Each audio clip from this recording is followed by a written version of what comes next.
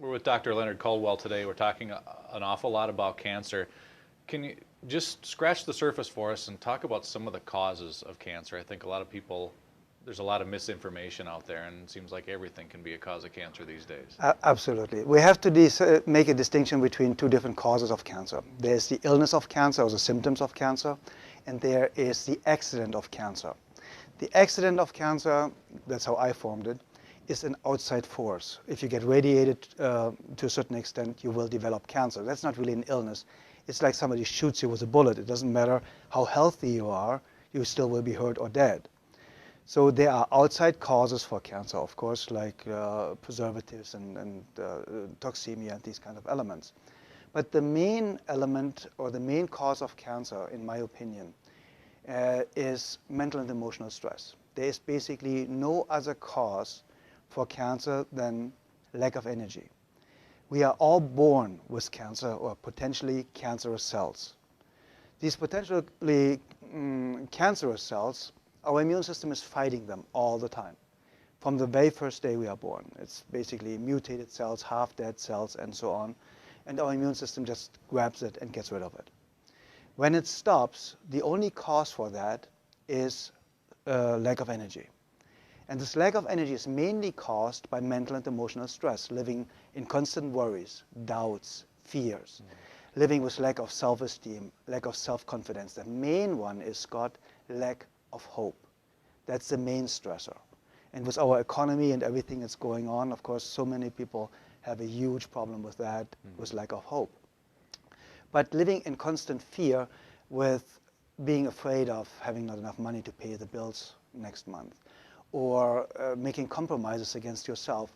Most deadly heart attacks happen Monday morning between 8 and 9 o'clock when people get ready for a work week that they literally cannot handle any longer. So they rather die, literally, rather die than go to work one more day. We all need to understand that cancer is not even an illness. Cancer is a symptom.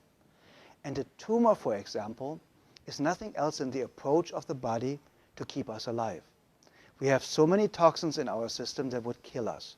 So the body builds a bubble, a bucket, a tumor, and collects all these poisons and basically keeps the poisons on one spot where they don't do harm.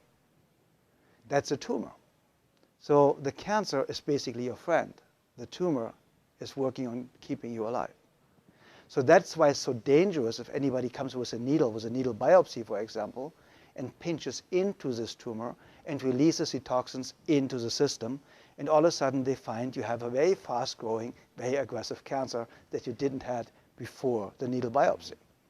The same problem occurs with mammography. If somebody has a lymph node, for example, our lymph nodes are basically, just to simplify it, our physical immune system. They collect all the poisons, dilute them, and basically help us to get rid of all these toxins. So if a lymph node is really full with toxins, and we have 4 times more lymph liquid than blood, so there's a lot of toxins, a lot of lymph liquid to work through. If a lymph node really works really well and collects all these toxins, and sometimes there's just too much in it, it gets inflamed, so it takes a while longer to get rid of these toxins, to neutralize these toxins. So when you have a mammography, they put 50 pounds of pressure on the most gland-landed tissue in the female body, the breast. If this lymph node is now looking like a pimple that's ready to burst, and you put 50 pounds of pressure on that, that cannot be a good thing. Usually it bursts, and that's what causes cancer. So it's not like just statistically every mammography raises the cancer risk 2%, but it's also mammographies can cause cancer just by the pressure that's applied, for example.